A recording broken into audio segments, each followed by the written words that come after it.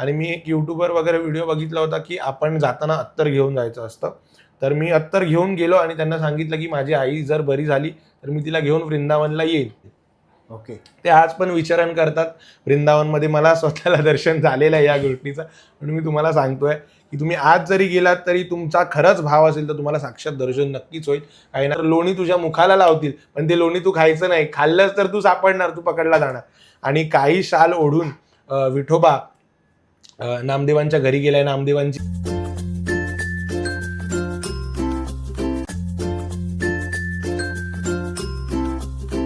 नमस्कार मित्रांनो, तुम्हा सर्वांना श्री स्वामी समर्थ बोल भावा या मराठी पॉडकास्ट चॅनलमध्ये तुमच्या सगळ्यांचं खूप खूप स्वागत आहे. आणि आज आपल्या पॉडकास्टवरती आलेलं आहे साहिल महाडिक. लालबाग बीट्स तुम्हाला परिचयाचं असेलच आणि आज साहिल आलेला आहे. साहिल, तुझं खूप खूप स्वागत. आणि साहिल, आज आपल्या प्रेक्षकांना तू काय ओळख करून देशील? जय श्री कृष्ण. मी साहिल महाडिक दादा. पहिल्यात आधी तर एक सामान्य घरातला मुलगा आणि त्या सामान्य घरातल्या मुलाला आज तुमच्यापर्यंत पोहोचवणारा लालबाग बीट्स. तर मिडल क्लास फॅमिलीमधून येतो मी पण. तुमच्यासारखाच वडील पोलीस आहेत आणि त्यांनी मला भरपूर कष्ट आणि मेहनत करून शिकवलं. आता मी ग्रॅज्युएशन लास्ट इयरला आहे. तर देवाचीच कृपा म्हणावी की या वादन क्षेत्राची आवड लागली, देवाच्या भक्तीची आवड लागली आणि तुमच्यासमोर मी आज माझी कला सादर करतोय आणि तुम्हाला ती कला आवडते हे माझं मोठं अहोभाग्य आहे. ओके. आणि आम्ही तर तुला बघतच होतो. पूर्ण लालबाग बीट्सला आम्ही सर्वजण बघतो. तर लालबाग बीट्सबद्दल थोडक्यात माहिती सांग. लालबाग बीट्स म्हणजे थोडक्यात सांगायला गेलं तर दादा शब्द अपुरे पडतात. लालबाग बीट्ससाठी बोलावं तेवढं कमी आहे. पण लालबाग बीट्स अशी एक जर्नी आहे की मित्रांच्या स्वप्नातून, म्हणजे कॉलेजमधले मित्र असतील, एरियामधले मित्र असतील, यांच्या सगळ्यांच्या स्वप्नातून फुललेला एक ग्रुप आहे. आणि लालबाग बीट्स म्हणजे आपलं असं एक घरातलं जसं भावंडांची नातं असतं तसं लालबाग बीट्सचं आणि माझं नातं आहे. लालबाग बीट्स म्हणजे आपले सर्व लालबाग परळ विभागातली मुलं, त्यांनी सगळ्यांनी एकत्र येऊन उघडलेला ग्रुप. भंगारमधून थापडोल वगैरे घेतलेला आणि त्यावेळेला नाक्यावरती, लालबागच्या नाक्यावरती गणपती जायचे, तुला माहिती आहे. तेव्हा नाशिक ढोल वगैरे भरपूर फेमस होते. तर त्याच प्रकारे आपला मयूर दादा, भारत दादा आणि आणखी काही सहकलाकार हे लोक तिकडे नाक्यावरती उभे असायचे की दादा 15 रुपये द्या, 10 रुपये द्या, 20 रुपये द्या, आम्ही तुमचा गणपती वाजवतो. अशा प्रकारे ते गणपती विसर्जन, आगमन वगैरे वाजवायचे. तिथपासून ते आज लालबाग बीट्सनी स्वतःचा टेम्पो घेतलाय. इथपर्यंतचा प्रवास जो आम्हाला भरपूर अभिमानास्पद आहे असा लालबाग बीट्स आहे. ओके. तर मला पुढचा प्रश्न असेल, लालबाग बीट्समध्ये तुमची टीम किती जणांची? लालबाग बीट्समध्ये आपण एकूण तर 35 ते 40 जणांची टीम आहे आणि सर्वच वाजवणारे आहेत. सर्वच छान वाजवतात, सर्वच उत्तम वाजवतात. सर्वांना तू ओळखतच असशील आणि काही रिलिव्हर्स वगैरे पण असतात त्याच्यामध्ये. बरं. तर लालबाग बीट्समध्ये आता तू वाजवतो, तर तुझं आवडतं वाद्य कोणतं आहे? माझं आवडता वाद्य जे तुम्हाला माहिती आहे ते मी वाजवतोच. पण मला असं बघायला गेलं तर कीबोर्ड वाजवायला भरपूर आवडतो. कारण कीबोर्ड वाजवणाऱ्याला भरपूर आराम असतो हो. आणि मग थोडाफार वाजवतो मी कीबोर्ड बऱ्यापैकी. तर कीबोर्ड मला जास्त वाजवायला आवडतो. बरं. आता तू लालबाग बीट्समध्ये तुझा प्रवेश कधी झाला किंवा तू कसा आलास? ओके. तर अशी आठवण आहे की आई बाबा वगैरे मला लालबागला गणपती वगैरे, तुला माहिती आहे आपल्याकडे लालबाग परळ म्हणजे गणेशाची भूमी आहे आणि या गणेशाच्या भूमीमध्ये बँजो वगैरे, कोणताही सण असला, कोणताही हळद समारंभ काही असलं तरी बँजो वाजलाच पाहिजे. बँजो वाजल्याशिवाय कोणता सण आपला पूर्णच होत नाही. तर अशाच प्रकारे आई बाबा एकदा मला लालबागला चिंतामणीच्या आगमनात घेऊन गेले होते. तर तेव्हा बाबांच्या खांद्यावरून बघितलेला मी हा लालबाग बीट्स. तेव्हा मी होतो 3री-4थीला असेल. तेव्हा कुठेतरी वाटलेलं की वाव, किती छान वाजवतात हे लोक, यांच्यामध्ये आपण पण कधीतरी वाजवायला पाहिजे. तर त्याच्यानंतर उत्सुकता वाढत गेली. आपला अनिकेत दादा म्हणून दैवी आहे, अनिकेत दादा दैवी, दीपू दादा, त्याला सारखा कॉन्टॅक्ट करायला लागलो नंतर 5वी-6वीला की दादा मला यायचं आहे. त्याच्यानंतर स्वतःचा एक 500-600 रुपये स्वतः कमवून, याच्याकडून मागून, आईवडिलांकडून मागून, साठवून वगैरे एक छोटा कॉंगो घेतला होता. त्या कॉंगोवरच स्वतःचे वगैरे व्हिडिओ बनवायचो. त्याच्यानंतर मित्र भेटले. ते मित्र यूट्यूबवर वगैरे व्हिडिओ अपलोड करायला लागले. लालबाग बीट्सपर्यंत ते व्हिडिओ पोहोचले. त्या दादांना मी शेअर केले, दादा मला तुमच्यापर्यंत यायचं आहे, तुमच्यामध्ये मला वाजवायचं आहे. तर दादा म्हणाले या तुम्ही, दीपू दादा म्हणाला तुम्ही या, आपण बघूयात कसं काय ते. अशी सुरुवात झाली होती. थोडक्यात प्रवास फार छान होता. सांगायला वेळ पुरणार नाही एवढा मोठा प्रवास आहे. बरं. तर आता मी सर्वजण लालबाग बीट्स बघतोच आहे. हो. पण ते सराव कुठे करतात? लालबाग बीट्सचा सराव हा मोठा प्रश्न असतो. कारण का बरेच लोक विचारतात, अरे तुम्ही एवढे छान वाजवता पण सराव कुठे करता? तर सरावाचं खरं सांगायला गेलो तर दादा आम्ही गणपतीच्या फक्त 5 ते 10 दिवस आधी सराव करतो. ते पण आपल्या इकडे दत्त मंदिर आहे, त्या दत्त मंदिरावर करतो किंवा आपल्या लालबाग बीचच्या स्वतःच्या ऑफिसमध्ये करतो. बरं. आणि मी अनेक व्हिडिओ बघितले आहेत सराव करतानाचे. मला वाटतं एका व्हिडिओमध्ये मला वाटतं सरावामध्ये आदित्य साहेब पण आले होते. हो, आले होते. बरं, तेव्हाचा क्षण काय असेल तुमचा? तेव्हा झालं होतं दादा असं की आम्ही नुकतंच सगळं मेंटेनन्स वगैरे आपला गणपतीच्या आधी, गणपतीचा आपला पहिला शो व्हायच्या आधी सर्व आपण सामान वगैरे खोलतो, सर्व इन्स्ट्रुमेंट्स खोलतो, त्यांना ऑइलिंग वगैरे करतो. म्हणजे पूर्ण वर्ष आपल्याला ते परत वाजवायला छान वापरता येतील, हाताळता येतील. तर त्याच्या दरम्यानच आम्ही सर्व खोलून वगैरे ठेवलं होतं. नंतर सर्व फिटिंग वगैरे करून ठेवून दिलं आणि म्हटलं की आता प्रॅक्टिसला बसायचं. आणि हलकी हलकी खबर आली ऐकायला की आदित्य साहेब आलेत. तर पाठीमागे काहीतरी कार्यक्रम होता बहुतेक बदामी बोरीच आईच्या इकडे. तर आपलाच एक भाऊ आहे हिमांशू म्हणून, तो त्यांना तिथपर्यंत घेऊन आला होता आणि त्यांच्याच हस्ते आपल्या लालबाग बीचच्या 2024च्या मी चुकत नसेल तर 2024 किंवा 25च्या लोगोचं ओपनिंग झालं होतं. अरे वा, म्हणजे तो एक क्षण म्हणावा लागेल. हा, खूप छान क्षण होता. त्यांनी येऊन आपल्याबरोबर वाजवलं सुद्धा, तू बघितलं हो. असेल व्हिडिओमध्ये. आणि मी बघितलं की लालबागचा आपण राजा असेल, चिंतामणी असेल, तर आपलं पहिलं वादन हे कुठे होतं? बघायला गेलं तर असं लालबागच्या राजाला स्पेसिफिकली आपण वाजवत नाही, पण चिंतामणीला आपला असं आपली अशी एक ओढ म्हणता येईल किंवा आपण असा चिंतामणीसाठी मान ठेवतो की आम्ही प्रयत्न करतो की पहिलं वादन आम्ही चिंतामणीलाच वाजवू. पण काय होतंय, आता गणपती मंडळांची अशी इच्छा असते की लालबाग बीट्स आम्हाला हवा आहे आणि गणपती मंडळ 1.5-2 महिने आता तू बघतोच आहेस, पाठपूजन पण आतापासून सुरू झालेत. तर मंडळांची अशी इच्छा असते की लालबाग बीट्स हवा आहे, तर त्याच्यामुळे कोणाला नकार देता येत नाही. पण आपला पहिला मान चिंतामणीचाच असतो. बरं, तर लालबाग बीट्स हे नाव पूर्ण मुंबई महाराष्ट्रामध्ये फेमस झालं आहे.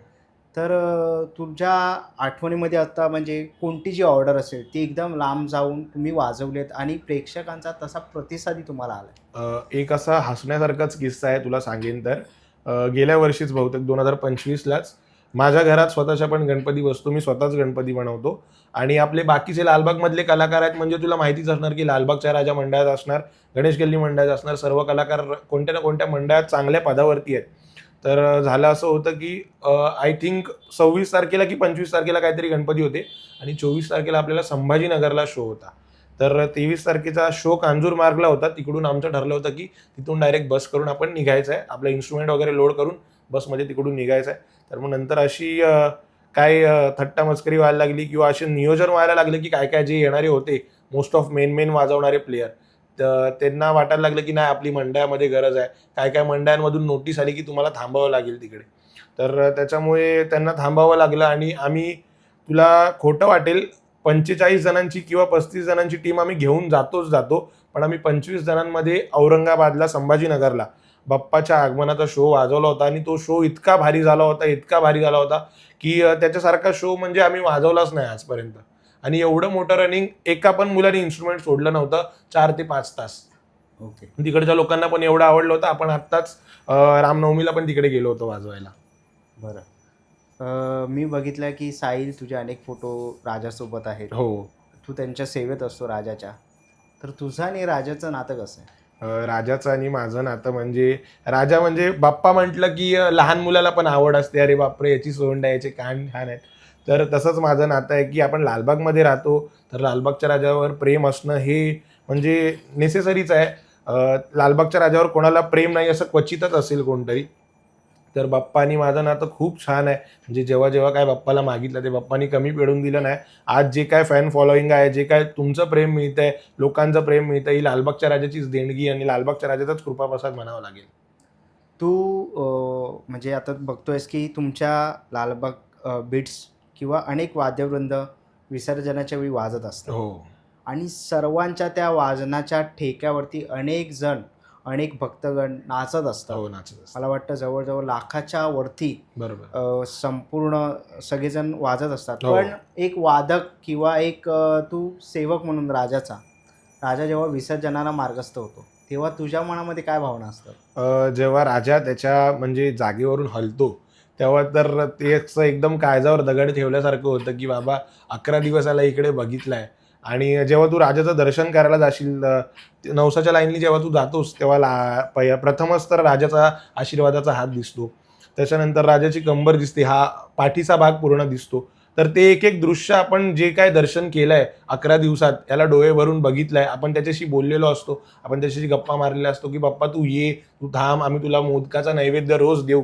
तर त्या सगळ्या आठवणी मनात भरून येतात आणि कुठेतरी वाटतं की आता हा वर्षभर परत नसणार आहे. आठवणींमध्ये तो असतोच, कायम सोबत असतो आपल्या, पण सचल रूपात राजा आपल्या सोबत नसतो, याचं भरपूर खंत वाटतं. लोकांना भरपूर आनंद असतो, पण जे खरंच भावुक लोक असतात ते रडतात. पण तू बघितलंच असशील यावर्षी विसर्जनाला पण बरेच लोक रडत होते. तर गेटवर जसा जसा राजा बाहेर येतो तेव्हा वाटतं की बाबा हा चाललाय आता आपल्याला सोडून, वर्षभर पुन्हा दर्शन नाहीये. अश्रू अनावर होतात कधी कधी. आज तू बँजो वाजवायला जातोयस लालबाग बीट्स बरोबर, अनेक तुम्ही ऑर्डर्स करतात. मग घरच्यांचा तुला सपोर्ट कसा आहे त्याबद्दल? घरच्यांचा सपोर्ट असं म्हणायला गेलं तर दादा, जेव्हा मी या क्षेत्रामध्ये उतरलो पहिल्यांदा, जेव्हा शोला वगैरे गेलो, तेव्हा वडील माझे पोलीसमध्ये आहेत तुला मी सांगितल्याप्रमाणे. तेव्हाच वडिलांनी सांगितलं होतं की जर बाकीचं काय मला काय कानावर आलं व्यसन वगैरे कधीच, तर तुझं सर्व बंद करेन. आणि ही कला म्हणजेच एक व्यसन आहे असं मला वाटतं. या कलेशीच आपण व्यसन केलं पाहिजे, या कलेवरच आपण आपलं जीवन ओवाळून टाकलं पाहिजे, कारण की एवढी सुंदर कला देवाने आपल्याला दिली आहे. कलाकार म्हणून आपण जन्माला आलोय, देव सगळ्यांनाच कला देत नाही, तुला माहिती असेल. तर एवढ्या नशिबाने आपल्याला कला मिळाली, तर आपण का व्यसनात वगैरे ते व्यर्थ घालवायचं. तर असाच विचार होता वडिलांचा वगैरे. वडिलांचा नेहमी सपोर्ट आहे, की आईचा पण नेहमी सपोर्ट आहे की करतोयस, चांगलं करतोयस, फक्त वाईट मार्गाला कोणी जाऊ नका. मी पण हेच सांगेन येणाऱ्या पिढीला की वाईट मार्गाला फक्त जाऊ नका. खूप छान कला आहे ही. आजकाल लोकांना वाटतं की बँजो वाजवतो म्हणजे हा काहीतरी वाईट मार्गालाच असेल. माझ्या घरातल्यांना पण आधी तसंच वाटायचं. आई वडिलांना सांगायचे लोक की हा बँजो वाजवायला जातो म्हणजे हा काय ना काहीतरी चुकीच्या मार्गाला जाणार. पण नाही, आता मी ते सिद्ध करून दाखवलं. आणि आई वडील सांगतात पण असं असं एवढं एवढं आहे, त्याला एवढी लोक ओळखतात, तेव्हा माझी छाती अभिमानाने फुगते. तू आता गणपतीबद्दल बोललास आणि मी स्वतः तुझे ब्लॉग बघितले. हो एक तू सिरीज चालू केली होती गणपती बनवायची. हो. तर तेव्हा तू बनवत होतास तेव्हा म्हणजे बोलतात ना, ते दिवस कसे होते तुझ्यासाठी किंवा काही अडचणी आला तुला गणपती बनवताना? खरी स्टोरी सांगायला गेली तर दादा, माझा घरातला गणपती आहे नवसाचा. तू बघितला असेल पहिल्या दिवशीचा व्लॉग. त्या पहिल्या दिवशीच्या व्लॉगमध्ये मी सर्व क्लिअर केलं आहे. माझ्या जन्माच्या आधी माझ्या आईने नवस केलं होतं गणपतीला की जर माझा जन्म झाला तर तुझी स्थापना करेन आणि पुढे 3 वर्ष तुझा बसवेन वगैरे. तर जेव्हा आईनी दुसऱ्या वर्षी गणपती विसर्जन केला, तिसऱ्या वर्षी गणपती विसर्जन केला, तेव्हा असं ठरवलं होतं की पुढच्या वर्षी आणायचं नाही. तर त्या वर्षी मला एवढं काही कळत नव्हतं आणि तेव्हा आपल्या घरामध्ये गूळ खोबऱ्याचा नैवेद्य बाप्पाला लावतात. त्या गूळ खोबऱ्याच्या वाटीत गुळाचा गणपती तयार झाला होता. म्हणजे बाप्पाची अशी इच्छा होती की मी आता पुन्हा यावं तुमच्या घरी. तर तेव्हा मग सगळे म्हणाले की नाही नाही, अजून 5 वर्ष करा. 5व्या वर्षीपासून मला कळायला लागलं. मग तेव्हापासून मी सांगितलं की नाही, गणपती वगैरे बंद नाही करायचा, आपण गणपती नेहमी बसवणार. तर त्याच्यानंतर हळूहळू लालबागमध्ये मूर्तिकारांना बघायचो. आमच्या बिल्डिंग खाली पण कारखाना होता. तर मला पण असं वाटायला लागलं की आपण पण मूर्ती बनवायला पाहिजे. मग छोटासा गणपती बाप्पा बनवायचो. तर मग एकदा प्रथमेश दादांनीच सांगितलेलं, मला वाटतं की प्रथमेश दादांनी सांगितलेलं की घरात 2 गणपती बसवत नाहीत. तर 2017-18च्या आसपास मी गणपती बनवला. लालबागचा राजाची एवढी प्रतिकृती होती आणि तीच मूर्ती स्थापन केली घरामध्ये, तोच विग्रह स्थापन केला आणि तेव्हापासून मीच गणपती बनवतोय. तर बाप्पाशी अशा भावना जोडल्या जातात. सुरुवातीपासूनच आपण सुरू करताना जेव्हा पाटाचं पूजन करतो तेव्हाच बाप्पाला सांगतो तू व्यवस्थित ये, व्यवस्थित जा, व्यवस्थित 11 दिवस आमच्याकडून सेवा करून घे. आणि मागच्या वर्षी माझं एक छोटंसं काम होतं, तेव्हा बाप्पाला सांगितलं होतं, तर ते माझं काम झालं नाही. म्हणजे एक आपला हक्काचा म्हणू शकतो, बाप्पा असतो आपल्या हक्काचा. आपण बाप्पाला सांगितलं की बाप्पा ऐकतो. बाप्पाला सांगितलं होतं हे जर माझं काम नाही झालं तर मी तुला पुढच्या वर्षी काय आणणार नाही. आणि बाप्पाने ते वर्ष संपायच्या आधीच काम पूर्ण केलं होतं.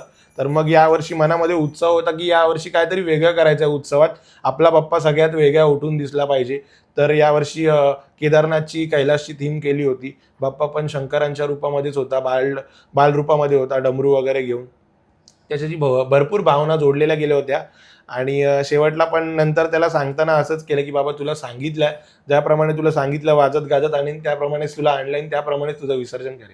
अनेक मी तुझे व्लॉग बघतो. हो. आता गणपती झाले त्याच्यानंतर तू बँजोचे वगैरे व्लॉग करतच राहतो आणि त्या व्लॉगच्या ह्याच्याने अनेक जण जोडले जातात. हो. जेव्हा तुझे ओळखणारे व्यक्ती किंवा सबस्क्रायबर भेटतात तेव्हा काय तुझ्या भावना असतात? खूप छान वाटतं खरं तर. आणि ते जर आपल्या ओळखीचे असतील, आता बाहेरच्या लोकांचा तर मी बऱ्याच लोकांना अनुभव सांगितलाय, पण जे आपल्याला नावं ठेवत होते, मी जसं तुला सांगितलं, गावची लोक वगैरे की हा काय करणार आहे, बँजो अजून काय मिळणार आहे याला. तर तेव्हा ते लोक बघतात, अरे भाई एवढे सबस्क्रायबर झाले, याचे एवढे फॉलोअर झाले, आणि आई वडिलांसमोर बोलतात, तेव्हा मला छान वाटतं की कुठेतरी आई वडिलांना हे लोक नावं ठेवायचे की तुमचा मुलगा वाया जाणार. त्यांना आज म्हणजे त्यांच्या तोंडातून कौतुक ऐकून मला छान वाटतं की आपण काहीतरी मिळवलंय, काहीतरी अचीव केलंय. आता तू एक युट्यूबर आहेस, हो. बँजोही वाजवतोयस, त्यासोबत तू मला वाटतं इंद्रेशजी महाराज हो. त्यांच्या तू सेवेमध्ये आहेस. हो. ओके. आणि तू जवळ मला वाटतं श्रीकृष्णांची भक्ती करतोयस हो. आता. तर मला हे म्हणजे मला म्हणायचं आहे की ह्या सेवेमध्ये तू कसा आलास? ॲक्च्युली सांगायला गेलं तर दादा, सेवेमध्ये येण्याचं कारण म्हणजे असं काय प्री प्लॅनिंग नव्हतं की आपल्याला सेवा करायची वगैरे. मी पण तुमच्यासारखा नॉर्मल लाईफ जगत होतो. पण एकदा माझी आई भरपूर आजारी होती, क्रिटिकल कंडिशन होती. तेव्हा मला एक आपल्या मुंबई सेंट्रल स्टेशनला इस्कॉनचे एक प्रभूजी भेटले होते. त्यांनी मला राधा रास बिहारी जे आपल्या विलेपार्लेला मंदिर आहे इस्कॉनचं, त्या मंदिराचा फोटो दिला होता आणि त्यांनी सांगितलं होतं की असं एक दर्शन करून या म्हणून तुम्ही. आणि मी एक यूट्यूबवर वगैरे व्हिडिओ बघितला होता की आपण जाताना अत्तर घेऊन जायचं असतं. तर मी अत्तर घेऊन गेलो आणि त्यांना सांगितलं की माझी आई जर बरी झाली तर मी तिला घेऊन वृंदावनला येईल. आणि मग त्याच्यानंतर आई बरी झाली पूर्णपणे, आणि त्याच्यानंतर आम्ही वृंदावनला वगैरे गेलो. तिकडून आवड वाढत गेली हळूहळू. मग घरी माझ्या लालजी होते, सगळ्यांच्याच घरी असतात गोपालजी. त्यांची सेवा सुरू केली हळूहळू. मग वाटायला लागलं, अरे तुझे का नेत्र नाही आहेत, तुला का मी मुकुट घालू शकत नाहीये. मग मी हळूहळू सेवा चालू केली, यूट्यूबवर व्हिडिओज वगैरे बघितले. तर व्हिडिओज वगैरे बघतानाच श्री इंद्रेशी महाराजांची, गुरुजींची कथा ऐकायचो. तर कथा ऐकत ऐकत असा वेळ आला की मी एकटा वृंदावनला गेलो लालजींना घेऊन ऑगस्टच्या दरम्यान. आणि त्याच्यानंतर त्यांची तिकडे कथा चालू होती. म्हटलं अरे वा, आपण यांना एवढं रील्सवर वगैरे ऐकतो, यांची कथा एकदा समोरून ऐकूया. कथा ऐकायला गेल्यावर अर्धा एक तास कथा ऐकून झाल्यावर माझ्या डोळ्यासमोर असा अंधार आला आणि त्यांच्याच श्रीमस्तकावर मला मोरपाग म्हण किंवा मुकुट म्हण, मोर मुकुट म्हण असं 2-3 वेळा दिसलं. तेव्हाच मी ठरवलं, नाही, आपल्या श्रीकृष्णांचं रूप यांच्यामध्ये दिसतंय, भगवंतांचं रूप यांच्यामध्ये दिसतंय, म्हणजे भगवंताची अशी इच्छा आहे की मी यांच्याकडूनच दीक्षा घ्यावी, हेच माझे खरे गुरु असतील. बरं. आणि यांच्याच मार्गावर, यांच्याच भक्तिपथावर आपण चाललं पाहिजे. आज तू त्यांच्या भक्तिपदावर चालतोच आहेस. हो. तर माझा हा प्रश्न आहे की हरिपाठ म्हणजे नक्की काय? हरिपाठ म्हणजे थोडक्यात म्हणायला गेलं तर, व्याख्या करायला गेली तर, ज्ञानेश्वर महाराजांनी लिहिलेली 28 पद, 28 अभंग. तर हरिपाठाचा खरा अर्थ असा होतो की आपल्याला स्वतःला हरवून जातो आपण जेव्हा हरीमध्ये. हरिपाठात काय लिहिलंय, सुंदर ते ध्यान उभे विटेवरी. विटेवर सुंदर ध्यान उभं कर, कटावर ठेवलेले आहेत, कमल नेत्र आहेत. हेच थोडक्यात विठ्ठलाचं आपण तिकडे स्मरण केलेलं आहे आणि आपण त्या स्मरणामध्ये हरवून जायला पाहिजे. आपण स्वतःचा काही विचार नाही केला. हरी म्हणजे काय, आपण त्याच्यामध्ये विलीन होतो, त्याच्यामध्ये हरवून जातो. हीच खरी भक्ती, आणि याचाच अर्थ हरिपाठात दिलेला आहे. बरं. खूप सुंदर असं गायलास पण आणि खूप सुंदर असं उत्तर पण दिलंयस. मी बघितलं की आता तू बोललास की माझ्याही घरी श्रीकृष्णाची मूर्ती आहे आणि आज विग्रह श्री साक्षात श्री आहेत ते साक्षात लालजी. आहेत. आणि आता तू त्यांची पूजा कशी करतोस? पूजा म्हणायला गेलं तर दादा, आपल्या घरी अष्टयाम सेवा होते. अष्टयाम सेवेमध्ये पहिली गोष्ट तर तुला इथे करेक्ट करेन मी, का तुझ्या थ्रू आणखी लोकांच्या मनात गैरसमज नको व्हायला. जेव्हा आपण एखाद्या विग्रहाची म्हणजे एखाद्या श्री स्वरूपाची सेवा करतो, त्यांना आपण मूर्ती असं न उद्देशता ती साक्षात आहेत, ते आपल्यासोबत लीला करतायत असाच आपण भाव ठेवायचा असतो, तेव्हाच ते आपल्यासोबत लीला करतात. आणि सेवेबद्दल म्हणायला गेलं तर आपल्या घरी अष्टयाम सेवा होते. सकाळी 6 ते 7 वाजल्यापासून संध्याकाळी 10 वाजेपर्यंत. म्हणजे जशी लहान मुलाची सेवा होते आपल्याकडे. लहान मुलाला उठल्यावर सकाळी दूध लागतं, त्याच्यानंतर त्याला आपल्या वृंदावनी भावसेवेत असं आहे की उठल्या उठल्या सकाळी उठते पट दूध पिवे, त्याच्यानंतर गरम गरम दुधाचा ग्लास आणि लाडू सोबत असतात. तेव्हा सकाळी लाडू आणि दुधाचा भोग लागतो झोपेतून उठल्या उठल्या. आणि त्याच्यानंतर मग नाश्ता वगैरे, शृंगार वगैरे अशी पूर्ण सेवा होते. आणि दुपारी राजभोग झाल्यानंतर थोडा वेळ परत गोचारण असतं. गोचारण म्हणजे श्रीकृष्णांचा दुपारी 12 ते 4चा हा गोचारणाचा वेळ असतो. त्याच्यामध्ये श्रीकृष्ण आपल्या गायींना घेऊन भांडीरवनमध्ये गायी चरवण्यासाठी घेऊन जातात. तर तो गोचारणचा वेळ असतो. आणि त्याच्यानंतर परत संध्या आरती वगैरे, संध्या आरतीमध्ये फळांचा भोग लागतो. अशीच पूर्ण अष्टयाम सेवा होते. छान, तू एकदा नक्की ये दर्शन करायला. मी तुला आवर्जून सांगेन, तुला प्रसन्न वाटेल. तर आता बघ, तू बोललास की ही सेवा पूर्ण होते. हो तर ह्या सेवेमध्ये पूर्ण घर आता म्हणजे त्याची सेवा करतात. हो हो पूर्ण घरा आता म्हणजे घरी आता हळूहळू सगळ्यांना सवय लागत चाललेली आहे. त्यांच्या श्रीलालजींच्याच कृपेने अशी सवय लागायला चाललेली की आई पण करते. मी नसलो कधीतरी आईवरच दायित्व असतं की मी नसल्यावर त्यांना शयन वगैरे करवायचं, त्यांचे भोग वगैरे सर्व. तर मी शोला असल्यावर आई वगैरे करते व्यवस्थित. ओके. माझा पुढचा प्रश्न आहे तुला साहिल, की इंद्रेशजी महाराज आहेत, त्यांना तू पहिल्यांदा कधी भेटलास? तुला सांगितल्याप्रमाणे मी ऑगस्टमध्ये गेलो होतो. त्याच्यानंतर तेव्हा तर माझी काय एवढी भेट वगैरे झाली नव्हती. ही गोष्ट आहे 22-23च्या दरम्यानची. 22-23च्या पण आधीची असेल, मला एक्झॅक्ट टाईम आठवत नाही. तेव्हा ते एवढे फेमस वगैरे नव्हते, म्हणजे एवढी अशी फॅन फॉलोईंग नव्हती ज्या प्रकारे आपण आता बघतोय. तर तेव्हा ठाण्याला त्यांची कथा होती. लगेच मी वृंदावनवरून आलो आणि त्याच्यानंतर एक आठवड्याभरात ठाण्याला कथा होती. मग मी बोललो, अरे वा, एवढा चांगला चान्स आहे. घोडबंदर रोडला आर मॉल म्हणून आहे, तिकडे कथा चालू होती. तर त्याच्यानंतर तिकडे त्यांनी अशी उद्घोषणा केली की तिकडे लोक पण फार कमी होती. नॉर्मली घरातल्या लोकांनी ठेवली होती कथा आणि त्यांचे फक्त फॅमिली मेंबर्स एवढेच. ते पकड 100 ते 200 लोक पण नसतील. तर त्याच्यानंतर त्यांनी सांगितलं की ज्यांना भेटायचं आहे ते आपल्या कक्षामध्ये येऊ शकतात. तर तेव्हा त्यांच्या पण गिरधर लालजी आहेत, त्यांचे पण दर्शन केलं होतं. आणि जसं तू माझ्या जवळ बसलायस तेव्हा त्यांच्या मी इतक्या जवळ बसलो होतो. आणि तीच आमची पहिली भेट. त्याच्यानंतर मी त्यांना घरून पुरणपोळी वगैरे रोज काही ना काहीतरी घेऊन जायचो. त्याच्यामुळे मी आजपर्यंत त्यांच्या लक्षात आहे असं मला वाटतंय. बरं, आणि मी अनेक व्हिडिओमध्ये बघितलं, मला वाटतं एक रील मी तुझी बघितली सध्या, की ते आपल्या म्हणजे तुझ्या घरी पण आले होते. हो. तेव्हाचा तो काय क्षण होता तुझ्यासाठी? जसं मी तुला सांगितलं की त्यावेळेला एक बॉन्ड निर्माण झाला आणि त्याच्यामुळे काय होतं, जेव्हा आपण एवढे म्हणजे फेमस वगैरे नसतो आणि तेव्हा आपल्याला एखादा व्यक्ती भरपूर प्रेम करतो, तेव्हा त्याला असं वाटतं की समोरच्या व्यक्तीला असं वाटतं की हा भरपूर करतोय माझ्यासाठी. तेव्हा तो आमचा एक बॉन्ड निर्माण झाला होता. आणि माझं असं झालं होतं की जे काही माझं असेल ते यांच्यावर न्याच्यावर करून टाकू.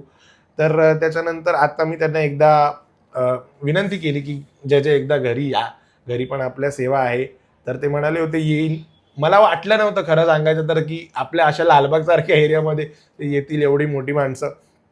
आणि आपलं छोटंसं घर तुला माहितीच आहे, आपण एवढी मोठी घरं आपली जशी काय 2 BHK वगैरे आपली घरं नाही आहेत. आपलं नॉर्मल 1 बेडरूम हॉल किचन आहे.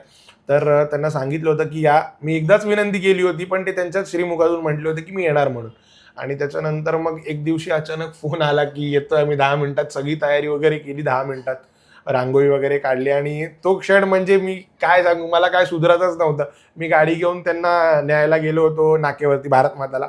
तेव्हा मला काय सुधरतच नव्हतं. मी गाडी एकीकडे लावली, मी पळतोय दुसरीकडेच. तू बघितलं असेल दंडवतचा व्हिडिओ. मी कोणाला काय बोलतोय, कोणाला काय विचारतोय. आणि ते घरी येऊन सुद्धा बसले होते.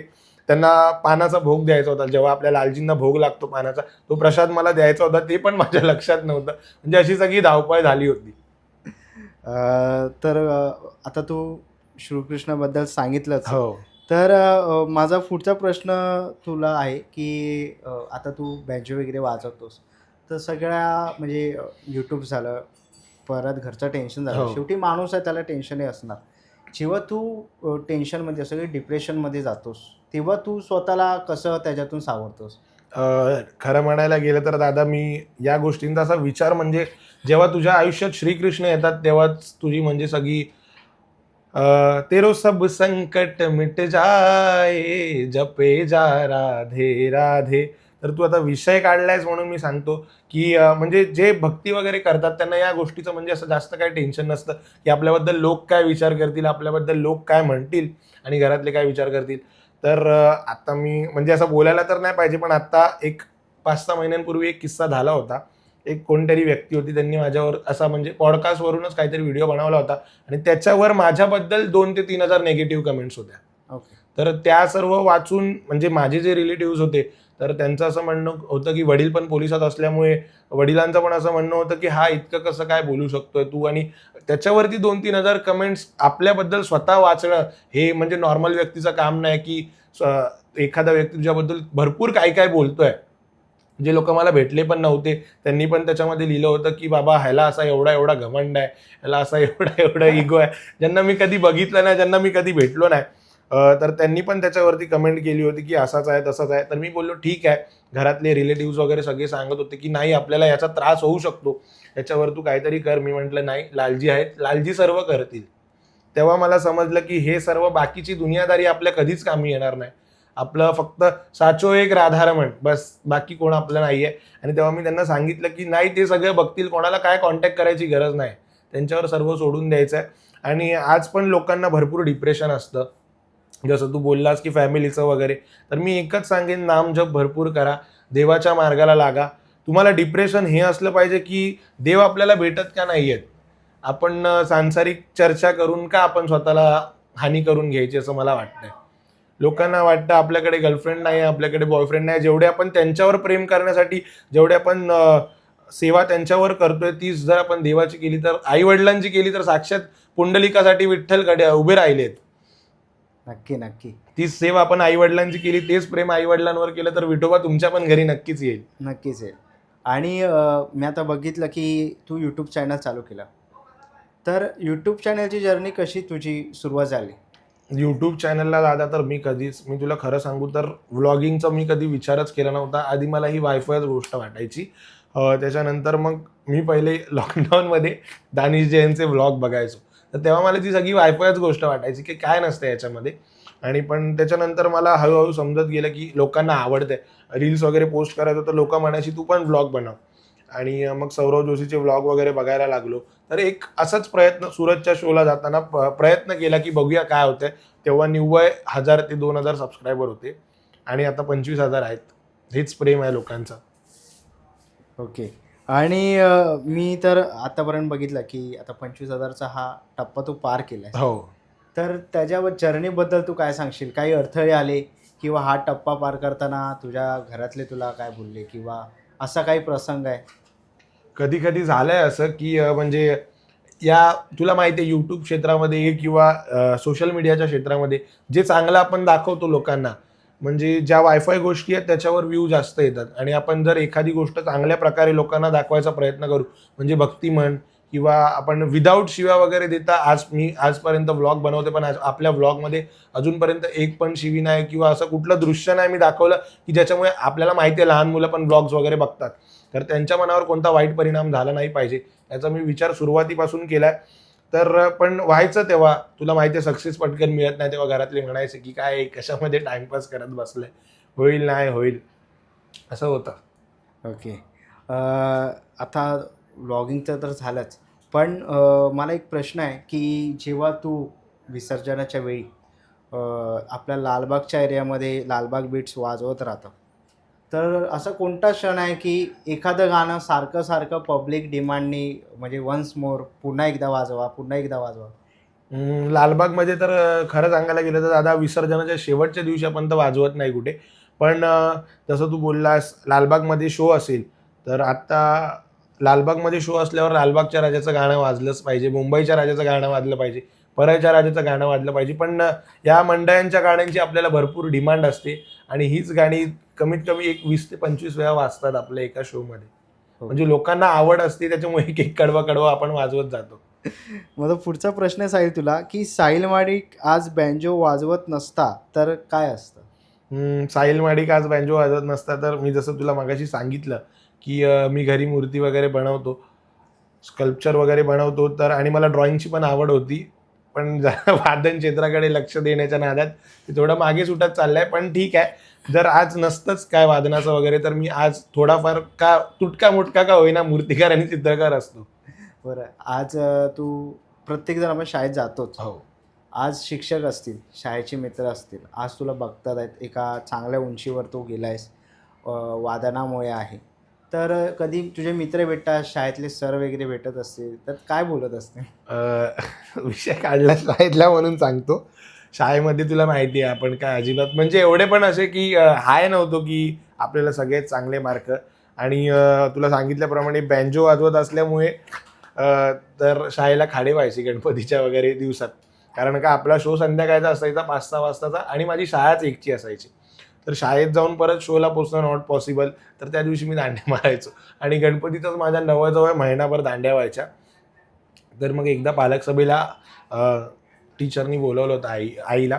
तर तेव्हा त्यांनी सांगितलं होतं की 10वी पण शिकू शकणार नाही. आणि आज ते जेव्हा मला बघतात, ते आहेत मला फेसबुकला वगैरे आहेत सर्व शिक्षक वगैरे, बाकीच्या शिक्षक जे होते माझ्यावर प्रेम वगैरे करणारे, त्यांचा जीव होता, ते खूप छान पद्धतीने म्हणजे आज पण कॉन्टॅक्ट वगैरे करतात. काही प्रोग्राम वगैरे असेल त्याच्यामध्ये त्यांना काही ढोलचं वगैरे हवं असेल तर ते मला स्वतः बोलवतात की मुलांना असं शिकव, पण त्या टीचरची तुला मी अशी कॉमेडी एक सांगेन की छान वाटतं, म्हणजे ते पण जेव्हा सांगतात ते पण व्हिडिओजला लाईक वगैरे करतात की छान वाटतं त्यांना, बोलतात ते की आम्हाला बरं वाटतंय, तू कुठे ना कुठेतरी पोचतोयस लोकांपर्यंत, आमचं बोललेलं खोटं ठरलं याचा त्यांना अभिमान वाटतोय. साहिल, आता माझा पुढचा प्रश्न आहे. आताच तू पंढरपूरला जाऊन आलास. हो श्रीहरी म्हणजे श्रीकृष्णांनाही हो. आपण घेऊन गेला हो होता. हो. तिकडे उत्सव झाला, त्याबद्दल हो. काय सांगशील? तर दादा तुला सांगितल्याप्रमाणे 3 वर्षांपूर्वी मी ही सेवा चालू केली होती. श्री लालजींची, माझे लालजी आहेत गोपाल प्रिया लालजी, तर त्यांचा हा 3य जन्मोत्सव होता. 2 वर्ष आपण मुंबईमध्येच उत्सव केला होता. पण झालं होतं असं की मी ड्रॉइंगच्या वगैरे याच्यामध्ये असल्यामुळे माझं एक्झिबिशन होतं मागच्या वर्षी पंढरपूरला. तर लालजी तिकडे एक 15-20 दिवस माझ्यासोबत होते. मी जाईन तिकडे त्यांना घेऊन जातो सोबत आणि त्यांची सर्व व्यवस्था वगैरे घेऊन जातो. तर त्या माझ्यासोबत 15-20 दिवस होते आणि एप्रिलमध्ये त्यांचा माझा पण बड्डे 7लाच असतो आणि त्यांची मी सेवा त्या दिवशी चालू केली होती, म्हणजे त्यांचा पण बड्डे त्याच दिवशी मी साजरा करतो. तर असा मनामध्ये भाव होता की 2 वर्ष आपण मुंबईमध्ये केलं, आता कुठेतरी तीर्थक्षेत्री आपण बाहेर कुठेतरी उत्सव करायला पाहिजे. तर एक चिठ्ठ्या बनवल्या होत्या. माझ्या आयुष्यात काय डिफिकल्टी असेल तर मी चिठ्ठ्या बनवतो, 4 चिठ्ठ्या बनवतो. तर त्याच्यामध्ये उत्सवासाठी बनवली होती पंढरपूर, वृंदावन आणि देहू आळंदी आणि एक चिठ्ठी रिकामी होती. तर चिठ्ठी टाकली शेवटच्या दिवशी मागच्या वर्षी 7 एप्रिलला. तर त्याच्यामध्ये पंढरपूर धाम, श्री क्षेत्र पंढरपूरचं नाव आलं होतं आणि कसं होणार काय होणार सगळं माहीत नव्हतं मला काय होणार, पण सगळं त्याच्या कृपेने व्यवस्थित सर्व झालं. खूप छान उत्सव झाला. थोडक्यात त्यांचा जन्मोत्सव असतो. अभंगांचं सुंदर तिकडे गायन झालं, कीर्तन झालं, अशा प्रकारे तो उत्सव पार पडला. ओके. श्रीकृष्णांबद्दल तू काय सांगशील? श्रीकृष्णांनी, आजकालच्या लोकांची अशी थिंकिंग असते की श्रीकृष्णांच्या 16,000 बायका होत्या, आमची एकाच दुसरी असली म्हणून काय झालं. तर त्यांना मी असं सांगेन की श्रीकृष्णांनी 7 वर्षाच्या आयुमध्ये करंगईवर गोवर्धन पर्वत उचलला होता. कालिया नागावरती त्यांनी नृत्य केलं होतं. तर त्याच्यामधलं तुम्हाला काही जमत असेल तर ते तुम्ही करा आणि त्याच्यानंतर श्रीकृष्णांची बरोबरी तुम्ही करू शकता. पण आपल्याकडे असं म्हणतात, हिंदू वैदिक सनातन धर्मामध्ये असं म्हणतात, जे रामांनी केलंय ते करावं आणि जे श्रीकृष्णांनी केलंय ते ऐकावं. फक्त जे श्रीकृष्ण करू शकतात, श्रीकृष्ण लीला पुरुषोत्तम आहेत आणि राम मर्यादा पुरुषोत्तम आहेत. मर्यादेत आपल्याला जीवन जगलं पाहिजे. जे श्रीकृष्णांनी केलंय ते आपण कोणतीही लीला करू शकत नाही. नाही तू 16,000 लग्न करू शकत, ना तू गोवर्धन पर्वत उचलू शकत, ना तू कोणत्या आगीला खाऊ शकत. तर आपल्याकडे तुला माहिती आहे आता, म्हणजे असं बोलायला तर नाही पाहिजे, मराठी लोकांमध्येच असं जास्त झालंय की देवी वगैरे अंगात येते. तर माझं असं म्हणणं आहे, हे देव वगैरे कोणाच्या अंगात येतात आणि कशासाठी येतात? म्हणजे जे लोक अपवित्र असतात त्यांच्या अंगातच देव येतात.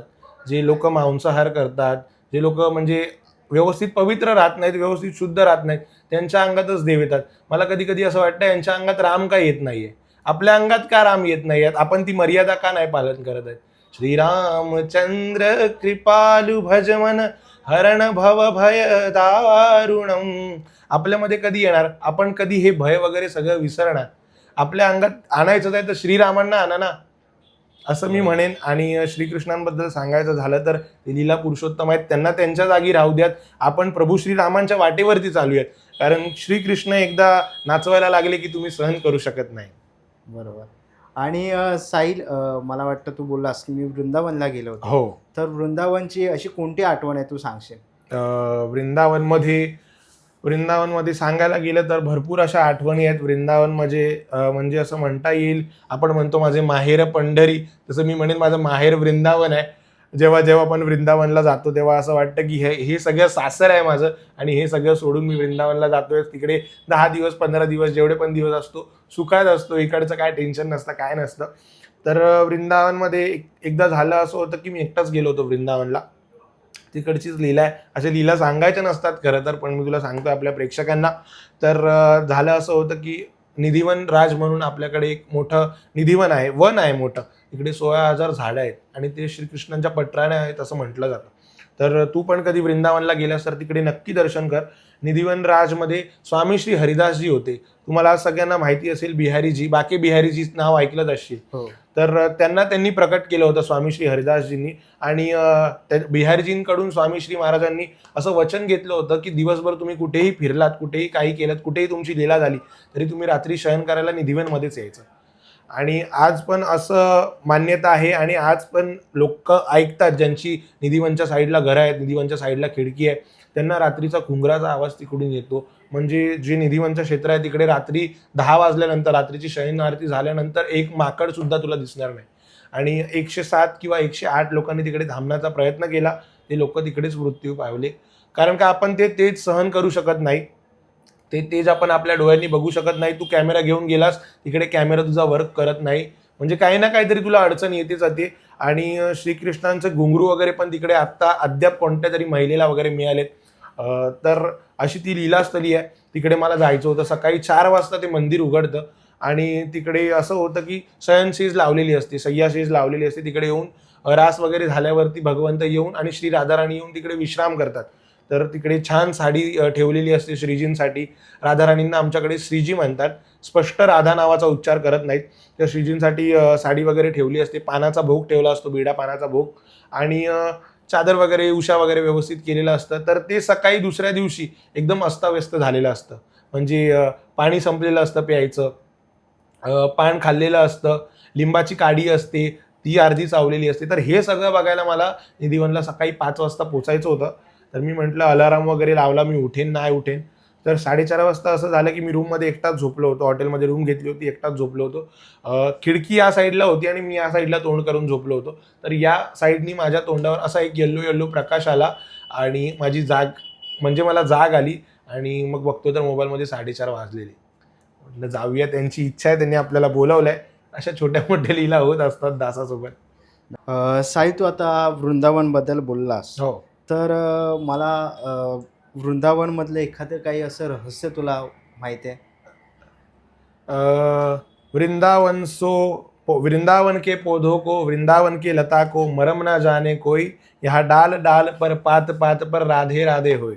म्हणजे असं आहे की वृंदावनमध्ये अशी एक कोणती स्पेसिफिक जागा नाही आहे. अख्खं वृंदावनच तू म्हणशील तर ही मायावी लीला आहे, सर्व श्रीकृष्णांची, भगवंतांची सर्व लीला आहे. पण त्याच्यापैकी मी तुला एक आणि आपल्या प्रेक्षकांना एक सांगेन, जर तुझ्या मनामध्ये कधी अद्याप कधी तुमच्या मनामध्ये भाव आला की आम्हाला साक्षात श्रीकृष्णांचं दर्शन करायचं आहे किंवा त्यांचं कोणता तरी आम्हाला एक अशी खूण आम्हाला आजच्या कलियुगामध्ये दर्शन करायचे, तर मी तुम्हाला असं सांगेन की रात्री सकाळी उठा, पहाटे 3-4 वाजता उठा, 2:30-3च्या दरम्यान उठा आणि स्नान ध्यान करून पवित्र होऊन वृंदावनच्या रज म्हणजे वृंदावनची जी माती आहे त्याच्यामध्ये तुम्ही सकाळी चाला आणि खाली पायांच्या खाली व्यवस्थित बघत चाला. तुम्हाला साक्षात श्री राधाराणी आणि श्रीकृष्णांचे चरणचिन्ह तुम्हाला आज पण दिसतील. म्हणजे तुमच्या पुढे ते चालून गेलेले. ओके. ते आज पण विचरण करतात वृंदावनमध्ये. मला स्वतःला दर्शन झालेलं आहे या गोष्टीचं, म्हणून मी तुम्हाला सांगतोय की तुम्ही आज जरी गेलात तरी तुमचा खरंच भाव असेल तर तुम्हाला साक्षात दर्शन नक्कीच होईल, काही ना काहीतरी लिहिला नक्कीच होईल. बरं, आजच्या काळामध्ये प्रेमाची व्याख्या काय? आजच्या काळामध्ये प्रेमाची व्याख्या भरपूर बदललेली आहे. आजच्या काळामध्ये लोकांना रिलेशनपेक्षा सिच्युएशनशिप जास्त आवडते. तर मला असं वाटतं की आपलं ज्याच्यावर प्रेम असतं, आपला ज्याच्यावर जीव असतो, आता त्याच्यासोबत आपण एकनिष्ठ राहणं किंवा त्याच्यावरच आपण प्रेम करणं, ह्यालाच खरा म्हणजे आनंद म्हणता येईल, ह्यालाच खरं प्रेम म्हणता येईल. आणि जर आपण ते प्रेम सगळ्यांमध्ये वाटत बसलो तर तो आनंद राहत नाही. आता जशा प्रकारे तू मला प्रश्न विचारलास, प्रेम म्हणजे काय? आपल्या प्रत्येक इंद्रियांना, आपल्याला 10 इंद्रिय आहेत, त्यांच्यामध्ये प्रत्येकांमध्ये भावुकता असते. तुझ्या एखाद्या व्यक्तीवर कनेक्शन जोडलं जातं, तुझ्या एखाद्या व्यक्तीची तुझ्या भावना जोडल्या जातात, त्या सर्व भावना तुझ्या त्या इंद्रियांमध्ये प्रकट होतात. म्हणजे तो व्यक्ती तुला जर भेटला नाही तर तुला रडायला येतं.